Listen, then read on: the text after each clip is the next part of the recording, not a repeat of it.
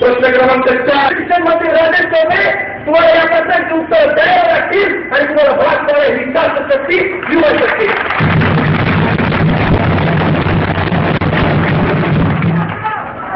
मला उत्तर द्यायला आम्ही भाग पाडू कारण आम्हालाही अभिमान आहे की आम्ही त्या भूमीच्या आहोत जिथे संत ज्ञानेश्वरांनी रेड्यातून वेद बनवून घेतले होते. आम्ही त्या भूमिकेतले आहोत आणि तुम्ही तर माणसं आहात.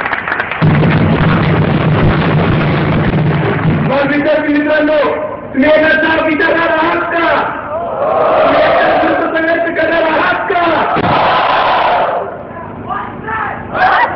आणि शिक्षणाचं असं महत्वाचं खातं हे दिलं जातं महाराष्ट्राचे कृषी मंत्री असलेल्या बाळासाहेब थोरातांना आणि त्याला म्हटलं जातं की अतिरिक्त भार.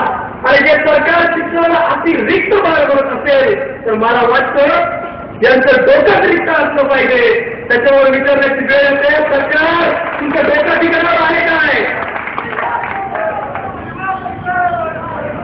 स्कॉलरशिप विषयी चर्चा ऐकल्यानंतर तुमच्या अनेक विद्यार्थी मला भेटले आणि त्यांनी सांगितलं की स्कॉलरशिप मध्ये भरपूर समस्या आहेत. अनेक समस्या महाराष्ट्राच्या वेगवेगळ्या भागातल्या लोकांनी इथं सांगितल्या. त्याच्यामुळे या व्यासपीठावरून या महाराष्ट्र सरकारला विद्यार्थी परिषदेच्या वतीने मी आव्हान देतोय की महाराष्ट्राचं तुम्ही एक महाविद्यालय सांगा. माननीय अशोकरावजी चव्हाण अल्पसंख्याकांचे देवदूत अल्पसंख्याकांच्या शैक्षणिक उन्नती व भलाईसाठी त्यांनी घेतलेले या ऐतिहासिक निर्णय म्हणजे स्कॉलरशिपचा अडचणी तुम्हाला आहेत आणि निर्णय कोणासाठी घेतले जात आहेत.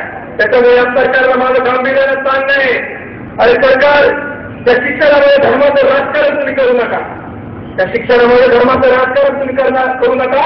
तुम्हाला ते परवडणार नाही कारण तुम्ही आमची सहिष्णुता बघितली आहे, तुम्ही आमची विनम्रता बघितली आहे, तुम्ही आमचे संस्कार बघितले आहेत परंतु तुम्ही आमचं यदा यदा ही धर्मस्थ बघितलेलं नाही आहे.